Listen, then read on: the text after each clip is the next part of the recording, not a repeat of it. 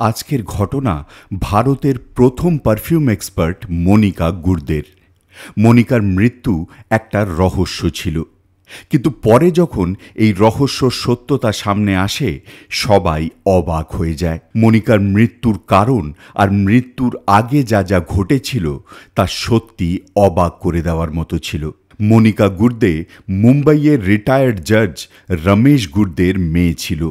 মনিকা একজন professional photographer হিসেবে নিজের ক্যারিয়ার শুরু করেছিল, কিন্তু পরে সে পারফিউম নিয়ে রিসার্চ করা শুরু করে। পারফিউম নিয়ে তার ফ্যাসিনেশন তাকে খুব তাড়াতাড়ি একটা নামী পারফিউম এক্সপার্ট বানিয়ে তোলে।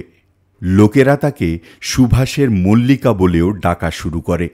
জুন 2016 সালে মনিকা গোয়ার রাজধানী পণজিতে সনগোলদা নামের একটা জায়গায় সপনা রাজ ভ্যালি সোসাইটিতে 3টে বেডরুমের একটা ফ্ল্যাট ভাড়াতে নেয়। মনিকা বিবাহিত ছিল, কিন্তু স্বামীর সাথে তার বনাবনি না হওয়াতে সে প্রায় 1 বছর ধরে একাই বসবাস করছিল। সে একা থেকেই নিজের পারফিউমের ব্যবসা সামলাচ্ছিল।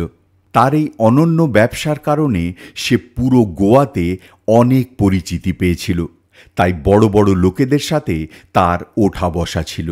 6 অক্টোবর 2016 সালে রোজকার মতো সকাল 10টার সময় মনিকার কাজের লোক তার বাড়িতে কাজ করতে আসে। সে বাড়ির কলিং বেল টেপে, কিন্তু কেউ দরজা খোলে না।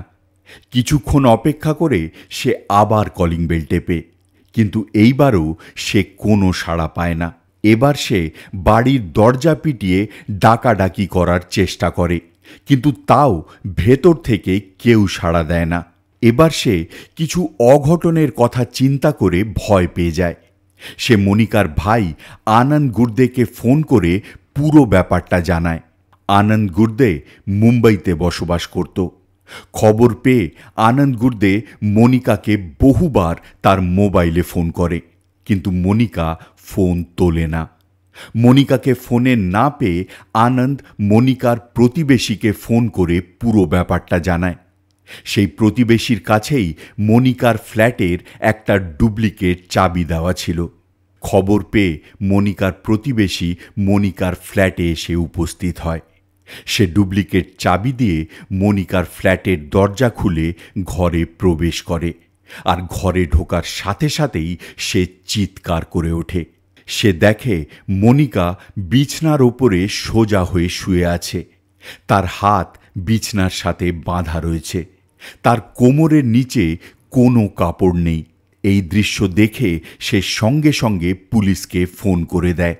কিছুক্ষণের মধ্যেই গোয়া পুলিশ মনিকার ফ্ল্যাটে এসে উপস্থিত হয়। পুলিশ মনিকার পালস চেক করে দেখে মনিকা মারা গেছে। পুলিশ মনিকার দেহটা ময়না তদন্তের জন্য পাঠিয়ে ফ্ল্যাটের তল্লাশি শুরু করে। পুরো ফ্ল্যাটে কোথাও জোর করে ঢোকার কোনো প্রমাণ পাওয়া যায় না। ডাইনিং টেবিলের ওপরে কিছু ডিমের খোসা দেখতে পাওয়া যায়। পুলিশ মনিকার পার্সটাও খতিয়ে দেখে, কিন্তু তাতে ডেবিট কার্ডের কিছু বিল ছাড়া আর কিছুই পাওয়া যায় না। এবার পুলিশ ঠিক করে তারা সোসাইটির সিসিটিভি ক্যামেরার ফুটেজ চেক করবে, কিন্তু জানা যায় যে সোসাইটিতে কোনো সিসিটিভি ক্যামেরাই লাগানো হয়নি। আর কোনো উপায় না পেয়ে পুলিশ সোসাইটির লোকেদের জিজ্ঞাসাবাদ শুরু করে, কিন্তু সোসাইটির কেউ মনিকার ফ্ল্যাটে কাউকে ঢুকতে বা বেরোতে দেখেনি। পুলিশ চুরি বা ডাকাতির অ্যাঙ্গেল দিয়েও মামলাটার তদন্ত করার চেষ্টা করে, কিন্তু মনিকার ফ্ল্যাট থেকে কিছুই চুরি যাওয়ার প্রমাণ পাওয়া যায় না। ফ্ল্যাটে জোর করে ঢোকার কোনো প্রমাণ ছিল না, তাই পুলিশ মনে করে যে কেউ এই ফ্ল্যাটে ঢুকে মনিকাকে হত্যা করেছিল সে নিশ্চয়ই মনিকার পরিচিত হবে। তাই প্রথমেই পুলিশের সন্দেহ হয় মনিকার স্বামী ভরত রাম মুরুথমের ওপরে। ভরত রাম মুরুথম তামিলনাড়ুর একজন বিখ্যাত ফটোগ্রাফার ছিলেন। পুলিশ তাকে জিজ্ঞাসাবাদ করে, কিন্তু এই জিজ্ঞাসাবাদে এমন কিছুই উঠে আসে না যাতে তাকে এই হত্যার জন্যে দায়ী করা যেতে পারে। এদিকে মনিকার হত্যার খবর যখন গোয়ার লোকেরা জানতে পারে পুরো গোয়াতে হইচই পড়ে যায়। কারণ মনিকা একজন নামকরা পারফিউম এক্সপার্ট ছিল আর গোয়ার বড় বড় লোকেদের সাথে তার পরিচিতি ছিল। পুলিশও পুরো দমে এই মামলার তদন্ত চালিয়ে যাচ্ছিল, কারণ এই ঘটনা একটা হাই প্রোফাইল কেস হয়ে দাঁড়িয়েছিল। পুরো দেশের মিডিয়া এই ঘটনা তুলে ধরা শুরু করে। পুরো দেশ জানতে চাইছিল যে কে বা কী কারণে মনিকাকে হত্যা করেছে। এরই মধ্যে মনিকার ময়নাতদন্তের রিপোর্টও চলে আসে। জানা যায় মনিকাকে শ্বাসরোধ করে হত্যা করা হয়েছিল। এমনকি হত্যা করার আগে তাকে ধর্ষণও করা হয়। পুলিশের ধারণা ছিল এই হত্যা ব্যক্তিগত শত্রুতার কারণেও হতে পারে, তাই পুলিশ মনিকার কোনো শত্রুতার ঘটনাও তদন্ত করে। কিন্তু জানা যায় মনিকার কারোর সাথে কোনো শত্রুতা ছিল না। সোসাইটির লোকেরা জানায় মনিকা সবার সাথেই খুব নম্র আর বন্ধুর মতো আচরণ করত। সব চেষ্টা করেও পুলিশ কোনোভাবেই এই ঘটনার কোনো সূত্র খুঁজে পাচ্ছিল না। কিন্তু ঠিক তখনই একজন পুলিশ অফিসার এমন এক গুরুত্বপূর্ণ তথ্য তুলে ধরে যা গোয়া পুলিশ এতদিন খেয়াল করতে পারেনি। ফ্ল্যাটে তল্লাশি করার সময় পুলিশ মনিকার পার্স থেকে কিছু ডেবিট কার্ডের বিল খুঁজে পেয়েছিল, কিন্তু পুরো ফ্ল্যাটে কোথাও কোনো ডেবিট কার্ড খুঁজে পাওয়া যায়নি। এবার পুলিশ সেই ডেবিট কার্ডের বিলগুলো নিয়ে ব্যাংকে যায়। তারা ব্যাংক থেকে মনিকার ডেবিট কার্ডের স্টেটমেন্ট চায়। স্টেটমেন্টে দেখা যায় হত্যার দিন সকাল 6টার সময় মনিকার ফ্ল্যাটের থেকে মাত্র 4 কিলোমিটার দূরে একটা এটিএমে মনিকার এই ডেবিট কার্ডটা ব্যবহার করা হয়েছিল। পুলিশ সোজা সেই এটিএমের 6 অক্টোবর সকাল 6টার সিসিটিভি ফুটেজ দেখা শুরু করে। যে মনিকার সেই ডেবিট কার্ডটা এটিএমে ব্যবহার করেছিল তার ছবি সিসিটিভি ক্যামেরায় ধরা পড়েছিল। পুলিশ সেই ছবিটা নিয়ে মনিকার সোসাইটিতে যায়। সোসাইটিতে লোকেদের ছবিটা দেখানো হয়, আর ছবিটা দেখে সোসাইটির লোকেরা চমকে ওঠে। তারা জানায় ছবিটা রাজকুমার নামের একটা ছেলের, যে সেই সোসাইটিতেই সিকিউরিটি গার্ড হিসেবে কাজ করত, কিন্তু 2 মাস আগেই চুরির অভিযোগে তাকে চাকরির থেকে বের করে দেওয়া হয়েছিল। পুলিশের জন্যে এটা একটা বড় সফলতা ছিল, কারণ এতদিনে এই প্রথমবার তাদের কাছে একটা চেহারা আর একটা নাম ছিল। পুলিশ রাজকুমারের ইতিহাস খতিয়ে দেখে। জানা যায় রাজকুমার পাঞ্জাবের ভাটিন্ডার বাসিন্দা, আর আগেও সে চুরির অভিযোগে জেল খেটেছে। পুলিশ রাজকুমারের ব্যাপারে সব কিছু জেনে ফেলেছিল, কিন্তু প্রশ্ন ছিল যে তাকে কিভাবে ধরা যেতে পারে। আর শেষ অবধি রাজকুমারকে ধরার জন্যে পুলিশ সেই ডেবিট কার্ডের উপরে নজর রাখা শুরু করে। ঘন্টার পর ঘন্টা কেটে যায়, কিন্তু সেই ডেবিট কার্ডে কোনো ট্রানজ্যাকশন হয় না। প্রায় 2 দিন পর ব্যাংকের থেকে পুলিশের কাছে ফোন আসে। ব্যাংকের থেকে জানানো হয় যে এখনই ব্যাঙ্গালোরের একটা এটিএমে সেই ডেবিট কার্ডটা ব্যবহার করা হয়েছে। এই খবর পেয়ে গোয়া পুলিশ ব্যাঙ্গালোর পুলিশের সাথে যোগাযোগ করে পুরো ব্যাপারটা জানায়। ব্যাঙ্গালোর পুলিশ সাথে সাথে সেই এটিএমের কাছে গিয়ে পৌঁছায়, কিন্তু ততক্ষণে অপরাধী এটিএম থেকে বেরিয়ে গেছিল। ব্যাঙ্গালোর পুলিশ এটিএমের সিসিটিভি ফুটেজ দেখা শুরু করে, আর সিসিটিভি ফুটেজেও রাজকুমারকেই টাকা তুলতে দেখা যায়। এবার পুলিশ রাজকুমারের ফটো নিয়ে এটিএমের আশেপাশের হোটেল আর লজগুলোতে রাজকুমারকে খোঁজা শুরু করে, আর এইভাবেই খুঁজতে খুঁজতে একটা হোটেলের রিসেপশনিস্ট রাজকুমারকে চিনে ফেলে। সে জানায় এই লোকটা আমাদের হোটেলেই রুম নিয়ে আছে, কিন্তু এখন সে কোনো কাজের জন্যে হোটেলের বাইরে গেছে। ব্যাঙ্গালোর পুলিশ সিভিল ড্রেসেই হোটেলের ভেতরে বসে রাজকুমারের ফেরার অপেক্ষা করতে থাকে। কিছুক্ষণ পরেই রাজকুমার হোটেলে প্রবেশ করে, আর সেখানেই ব্যাঙ্গালোর পুলিশ তাকে ধরে ফেলে। মনিকার হত্যার মাত্র 2 দিন পরেই, মানে 8 অক্টোবর 2016-এ পুলিশ রাজকুমারকে হোটেল থেকে ধরতে সফল হয়। রাজকুমারের ধরা পড়ার কথা জেনে গোয়া পুলিশ ব্যাঙ্গালোর থেকে রাজকুমারকে হেফাজতে নিয়ে গোয়া ফিরে আসে। গোয়া পুলিশ স্টেশনে রাজকুমারকে জিজ্ঞাসাবাদ শুরু করা হয়, আর কিছুক্ষণের মধ্যেই রাজকুমার নিজের সব অপরাধ স্বীকার করে আর হত্যা করার পুরো ঘটনাটা শোনানো শুরু করে। রাজকুমার জানায়, আজ থেকে প্রায় 4 মাস আগে মানে জুন 2016 মনিকা সপনা রাজ ভ্যালি সোসাইটিতে ভাড়া নেওয়ার জন্যে একটা ফ্ল্যাট দেখতে আসে।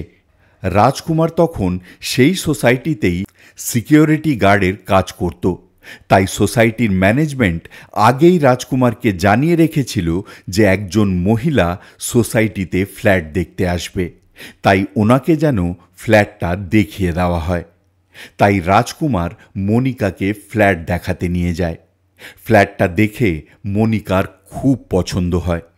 কিছুক্ষণ ঘুরে পুরো সোসাইটিটা দেখার পর মনিকা সেখান থেকে ফিরে যায়। কিন্তু এই ফ্ল্যাট দেখানোর সময় মনিকাকে দেখে রাজকুমার তার প্রেমে পড়ে যায়। এরপর থেকেই রাজকুমার সমানে মনিকার কথাই ভেবে যাচ্ছিল। প্রায় 4 দিন পর মনিকা নিজের জিনিসপত্র নিয়ে সপনা রাজ ভ্যালি সোসাইটিতে থাকতে আসে। মনিকাকে দেখে রাজকুমার মনে মনে খুব খুশি হয়। সে মনিকার জিনিসপত্র ফ্ল্যাটে তুলতে মনিকাকে সাহায্য করে। এবার রাজকুমার যে কোনোভাবে মনিকার সাথে দেখা করার উপায় খুঁজতে থাকে, কিন্তু সে তো শুধু একটা সিকিউরিটি গার্ড ছিল, তাই সে কোনোভাবেই মনিকার সাথে দেখা করার সুযোগ পাচ্ছিল না। তাই সে মনিকার সাথে দেখা করার একটা নতুন উপায় খুঁজে বের করে। রাজকুমার সোসাইটির ম্যানেজমেন্টকে অনুরোধ করে যে তার ডিউটি শেষ হয়ে যাওয়ার পর সে সোসাইটির লোকেদের গাড়ি পরিষ্কার করার কাজও করতে চায়। সোসাইটির লোকেরাও ভাবে যে ভালোই হবে, তারাও অল্প টাকা দিয়ে যখন ইচ্ছে নিজের গাড়ি পরিষ্কার করিয়ে নিতে পারবে, আর রাজকুমারও অল্প কিছু টাকা রোজগার করতে পারবে। তাই সোসাইটির থেকে তাকে ডিউটির পর গাড়ি পরিষ্কার করার অনুমতি দিয়ে দেওয়া হয়। কিন্তু রাজকুমারের মনে অন্য কিছু চলছিল। অনুমতি পাওয়ার পর সে সোজা মনিকার ফ্ল্যাটে উঠে যায়। সে মনিকাকে জানায় এবার থেকে সে সোসাইটির লোকেদের গাড়িও পরিষ্কার করবে, তাই মনিকাও যেন তাকে দিয়েই নিজের গাড়ি পরিষ্কার করায়। মনিকাও রাজকুমারের কথা মেনে নেয় আর তাকে নিজের গাড়ি পরিষ্কার করার অনুমতি দিয়ে দেয়। এবার রাজকুমার প্রায় মনিকার গাড়ি পরিষ্কার করত। গাড়ির চাবি আনতে আর দিতে গিয়ে সে মনিকাকে দেখেও আসতে পারত। এইভাবেই বেশ কিছুদিন চলতে থাকে। কিন্তু একদিন মনিকার গাড়ির থেকে একটা ছাতা চুরি হয়ে যায়।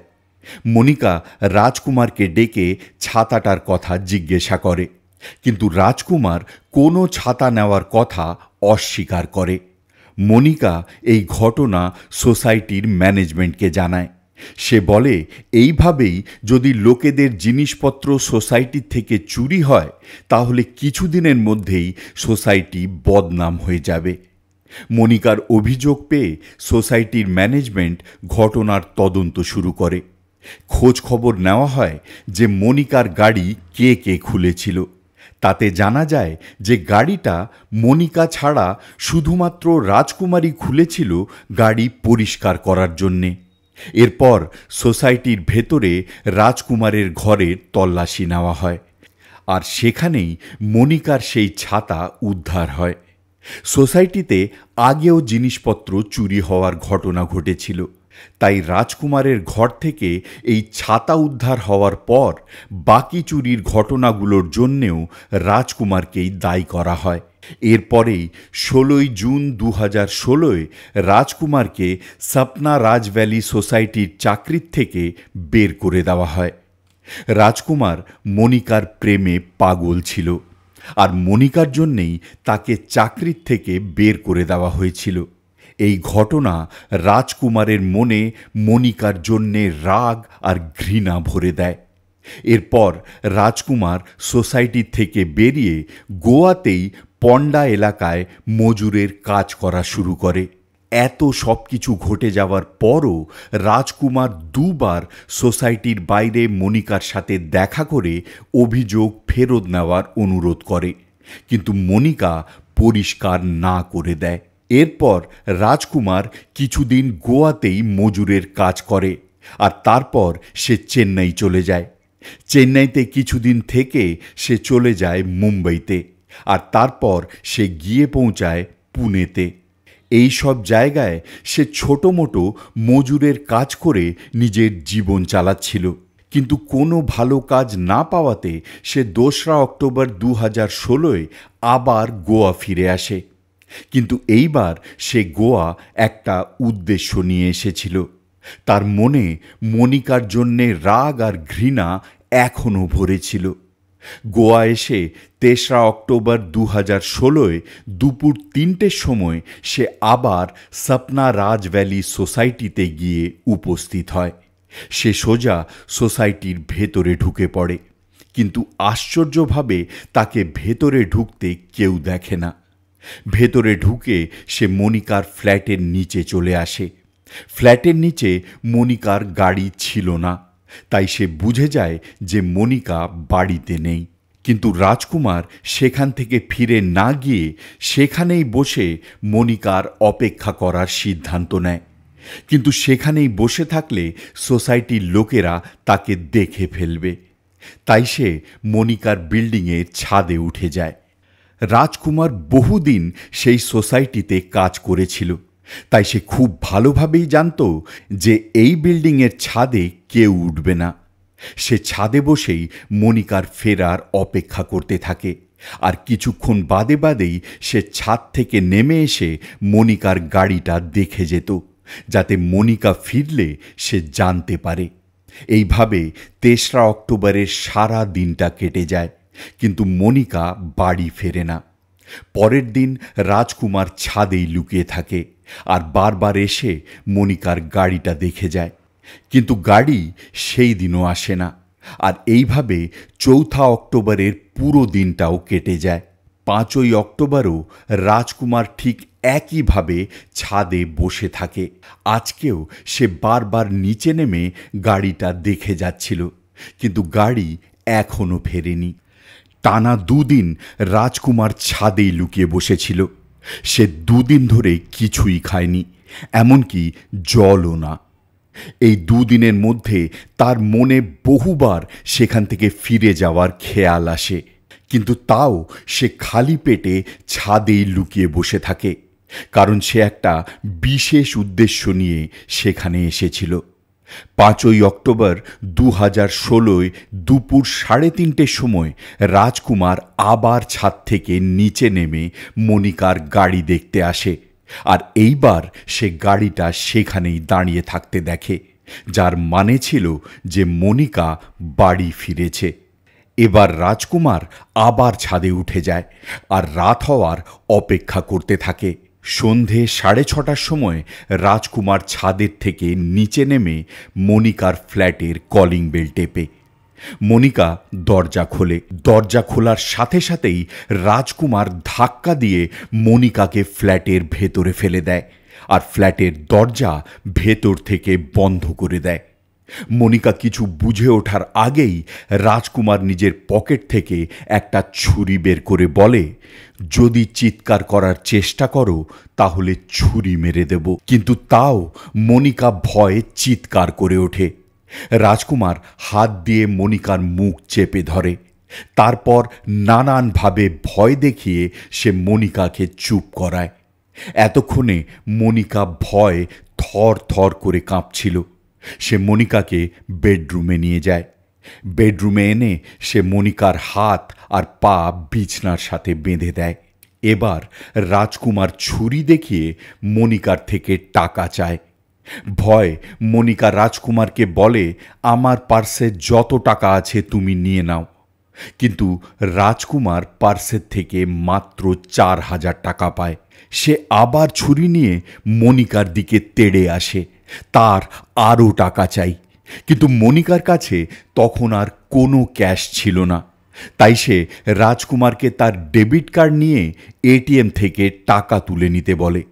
কিন্তু রাজকুমার এটিএম ব্যবহার করা জানতো না। তাই এই ধরনের একটা পরিস্থিতিতেও মনিকা রাজকুমারকে এটিএম থেকে টাকা তোলা শেখায়। সে রাজকুমারকে নিজের এটিএম পিনটাও বলে দেয়। মনিকা মনে করে টাকা আর ডেবিট কার্ড নিয়ে রাজকুমার সেখান থেকে চলে যাবে, কিন্তু রাজকুমারের মনে অন্য কিছু চলছিল। সে উঠে দাঁড়ায় আর একটা কাপড় নিয়ে মনিকার মুখে গুজে দেয়। হাত পা বাঁধা অবস্থায় মনিকার পক্ষে কিচ্ছু করা সম্ভব ছিল না, আর মুখে কাপড় গুজে দেওয়াতে সে চিৎকারও করতে পারত না। এবার রাজকুমার মনিকাকে সেখানেই রেখে রান্নাঘরে ঢুকে যায়। সে ফ্রিজ থেকে ঠান্ডা জল বের করে খাওয়া শুরু করে। তারপর সে ফ্রিজে রাখা ডিম বের করে গ্যাস জ্বালিয়ে সেদ্ধ করতে বসিয়ে দেয়। ডিম সেদ্ধ হওয়ার পর সে সেদ্ধ ডিমগুলো শান্তভাবে খেতে বসে। তার কোনো তাড়াহুড়ো ছিল না, কারণ সে জানত মনিকা ফ্ল্যাটে একা থাকে আর তাকে উদ্ধার করতে কেউ আসবে না। এরপর রাজকুমার ফ্রিজ থেকে আইসক্রিম আর চকলেট বের করে খায়। দুদিনের খিদে সে একবারে মিটিয়ে নেয়। এই সব করতে করতে রাত 12টা বেজে যায়। নিজের খিদে মিটিয়ে রাজকুমার আবার মনিকার কাছে যায়। সে মনিকার ফোনটা তার পকেট থেকে বের করে নেয়, কিন্তু ফোনটা লক ছিল। তাই সে আবার ছুরি দেখিয়ে মনিকার থেকে ফোনের পাসওয়ার্ড জেনে নেয়। মনিকার ফোন খুলে রাজকুমার পর্ন সাইট দেখা শুরু করে আর মনিকাকেও দেখতে বাধ্য করে। এতক্ষণ বাঁধা থাকার কারণে মনিকাও নিজের শরীরের সব জোর হারিয়ে ফেলেছিল। রাজকুমার মনিকার পা দুটো খুলে দেয়। তারপর সে মনিকার কোমরের নিচে সব কাপড় খুলে দেয়। আর এবার রাজকুমার নিজের সেই ইচ্ছেটা পূরণ করে যা সে মনিকাকে প্রথমবার দেখার পর থেকেই নিজের মনে পুষে রেখেছিল। সে মনিকাকে ধর্ষণ করে। প্রায় রাত 2টো বেজে যায়। 8 ঘন্টা ধরে রাজকুমার মনিকার ফ্ল্যাটে ছিল। এবার রাজকুমারের মন ভরে গেছিল, আর এই প্রথমবার রাজকুমার ঘাবড়ে যায়। সে জানত মনিকা তাকে ভালোভাবে চেনে, আর এই সব কথা যদি মনিকা পুলিশকে জানিয়ে দেয় তাহলে সে ধরা পড়ে যাবে। এই সব কিছুর থেকে বাঁচার জন্যে সে ঠিক করে সে মনিকাকে হত্যা করবে। তাই সে বিছনার থেকে একটা বালিশ তুলে মনিকার মুখে চেপে ধরে। মনিকা ছটপট করতে থাকে, কিন্তু রাজকুমার ততক্ষণ বালিশটা চেপে রাখে যতক্ষণ না মনিকার দেহ শান্ত হয়ে যায়। মনিকা মারা গেছিল, কিন্তু রাজকুমারের কোনো অপরাধ বোধ ছিল না। সে উঠে বাথরুমে ঢুকে যায়। বাথরুমে সে দাড়ি কামিয়ে স্নান করে, আর তারপর রাত 3:30টের সময় চোরের মতো সপনা রাজ ভ্যালি রিসর্ট থেকে বেরিয়ে পালিয়ে যায়। সকাল 6টার সময় সে একটা এটিএমে গিয়ে মনিকার ডেবিট কার্ড দিয়ে টাকা তোলে, আর সেই টাকা নিয়ে সে ব্যাঙ্গালোর চলে যায়, যেখানে সে পুলিশের হাতে ধরা পড়ে। গোয়া পুলিশ রাজকুমারের বিরুদ্ধে প্রমাণ জোগাড় করা শুরু করে, আর 6 জানুয়ারি 2017-এ রাজকুমারের বিরুদ্ধে ধর্ষণ, হত্যা আর ডাকাতির অভিযোগে প্রমাণসহ আদালতে চার্জশিট জমা করে, আর মাপুসা সেশনস কোর্টে এই মামলার শুনানি শুরু হয়। 5 বছর এই মামলা সেশনস কোর্টে চলতে থাকে, আর এরই মধ্যে 2022 সালে জেল থেকে কোর্টকে জানানো হয় যে রাজকুমার জেলে পাগলের মতো আচরণ করছে। কোর্ট থেকে রাজকুমারকে আইপিবিএইচ হাসপাতালে পাঠিয়ে দেওয়া হয়।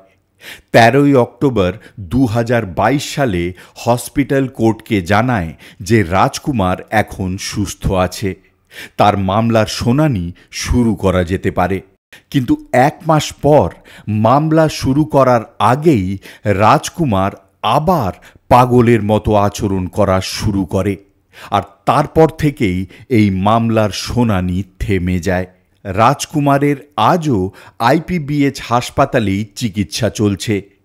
কেউ জানে না এই মামলা আবার কবে শুরু হবে। এখানে প্রশ্ন হচ্ছে, রাজকুমার কি ইচ্ছে করে পাগলের মতো আচরণ করছে, নাকি সে সত্যি পাগল হয়ে গেছে? আপনার কি মতামত অবশ্যই কমেন্ট করে জানাবেন। আর আমাদের এই চেষ্টা যদি আপনাদের একটুও ভালো লেগে থাকে তাহলে প্লিজ চ্যানেলটাকে সাবস্ক্রাইব করবেন, যাতে আমাদের সব ভিডিও আপনাদের কাছে সরাসরি পৌঁছে যেতে পারে। নমস্কার।